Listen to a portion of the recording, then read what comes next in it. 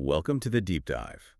Today we are taking a journey into, well, one of the most explosive and foundational religious texts out there, the Book of Enoch. It really is. This isn't just some appendix, it's a full-blown cosmic drama. It's packed with prophecies, angelic warfare, and a completely unique cosmology. It is. And for this deep dive, we're going to do something pretty specific. We're going to trace the full narrative arc of Enoch's revelations using only the text itself. Okay. We're starting with an initial crisis that broke the world, following Enoch on his celestial travels, and then ending with the prophecy of the final New Earth.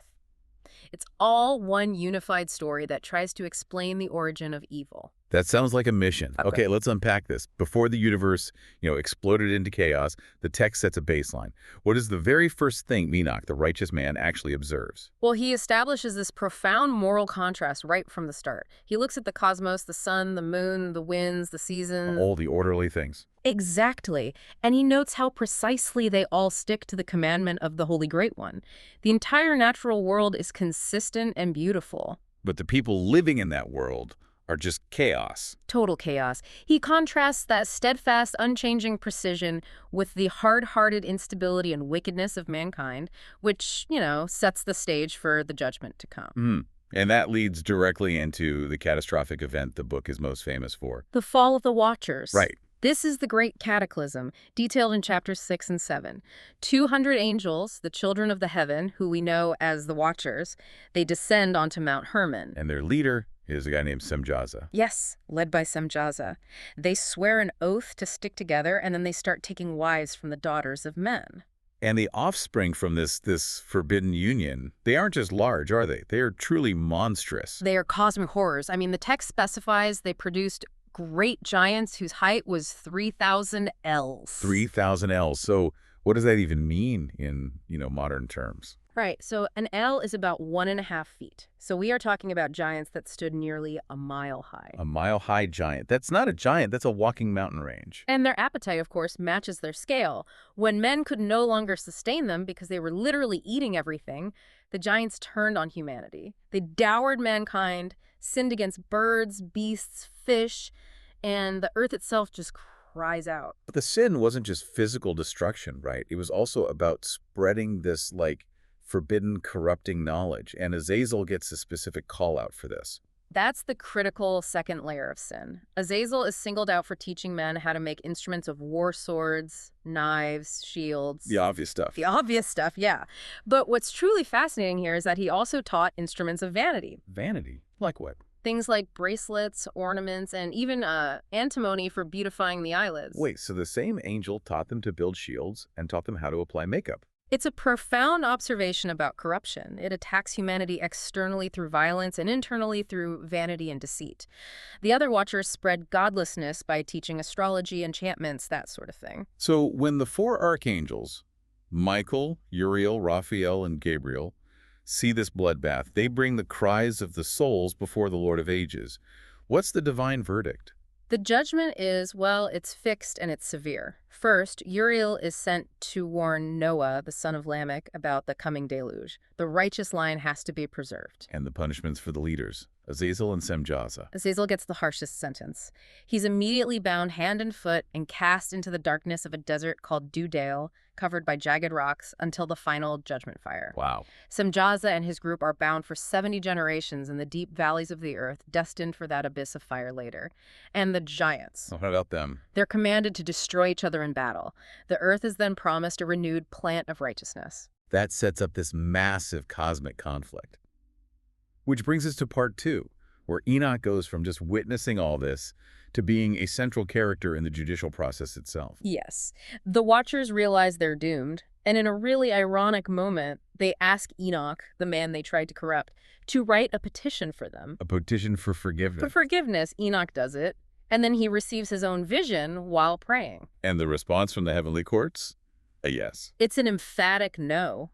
The Lord tells Enoch that the Watchers should have been interceding for men, not defiling themselves with them. And their punishment is made worse because they'll get no peace and they have to watch their own sons, the giants, kill each other. This denial then launches Enoch directly into the heavens. He becomes a kind of cosmic tourist. He really does. He's physically borne upward by winds, by lightning, by the course of the stars. He enters a house built of crystals and fire, and then he sees a second house, even greater, built entirely of flames. And that's where he sees the great glory. Right on a crystal throne, shining brighter than the sun. And it's here that the Lord clarifies the nature of their sin. It wasn't just the physical union. It was abandoning their spiritual nature. That's the key theological insight. They were spiritual, eternal beings. So when the giants die, because they were born of a spiritual father and a physical mother, their souls don't just disappear. They stick around. They become evil spirits upon the earth. These are the spirits that afflict, oppress, and cause trouble until the final judgment. The text basically provides an origin story for demons. So demonic spirits are the dead souls of mile-high angelic human hybrids. As his tour continues, he visits the geography of divine judgment. He even sees prisons for stars. What's fascinating here is the sheer bureaucratic scale of it all. He's shown the prison for stars that transgressed their commandment, bound for 10,000 years. If the stars are held accountable, what chance does a person have? Exactly. And he also sees the holding cells for the human dead, for deep, dark, hollow places. He sees the righteous separated from the wicked, and in a striking detail, he is shown the spirit of Abel still crying out against Cain. The past is never forgotten. But Enoch also gets a glimpse of the reward for the faithful, right? Absolutely. He sees 7 magnificent mountains, one resembling God's throne, and he's shown the great fragrant tree of life whose fruit is for the elect after the judgment. He also visits the garden of righteousness and sees the tree of wisdom, confirming that's what got Adam and Eve kicked out. Before the narrative changes again, Enoch gets a masterclass from Uriel. In cosmic order, it's the meticulous calendar and courses of the heavens. Uriel shows him the exact paths of the stars, the sun, the 12 portals for the winds. It's this stunning reminder of the absolute precision that everyone else recklessly abandoned. Okay, moving into part 3, the texture of the narrative changes. We get the parables, which introduce a hugely significant figure, the Son of Man. The second parable delivers this monumental vision. Enoch sees the head of days, this ancient, pure figure, white like wool, and he sees another being whose countenance had the appearance of a man. This is the Son of Man, the elect one. What makes this figure such a radical idea for the time? He's given this radical antiquity and power. The text says the elect one was chosen and hidden before the creation of the world. He's an internal, pre-existent messianic figure who will ultimately reveal all hidden things and act as the final judge. And he's depicted as completely dismantling the world's power structures. Precisely. Enoch sees 6 mountains of metal: iron, copper, silver, gold, and so on. They represent the wealth and power of nations. And when the elect one appears, these mountains just dissolve like wax in a fire. The kings and rulers are pulled from their thrones and handed over for punishment. And the final fate of the Watchers is sealed here. The condemnation is absolute. The hosts of Azazel are prepared for judgment with iron chains of immeasurable weight, and they're destined for the burning furnace. The archangels are told to complete the binding and cast them into the abyss forever. We get a really fascinating, almost strange fragment involving Noah right before the prophecy shifts again. It's a glimpse into this mythic geography. Enoch witnesses these colossal monsters, Leviathan and Behemoth, being separated. Then Noah, terrified because the earth is sinking, comes to Enoch. Right. And Enoch explains that the flood is because of the Watchers' secrets, their sorceries, and confirms that angels will help build the ark to save him. The narrative then shifts dramatically into part 4, the animal apocalypse. Yeah. Which is history, but told as this bizarre symbolic fever dream. It's truly unique. It renders all of human history using animals. Adam is a white bull, Eve is a heifer, Cain is a black bull, Abel is a red bull. And the Watchers fall.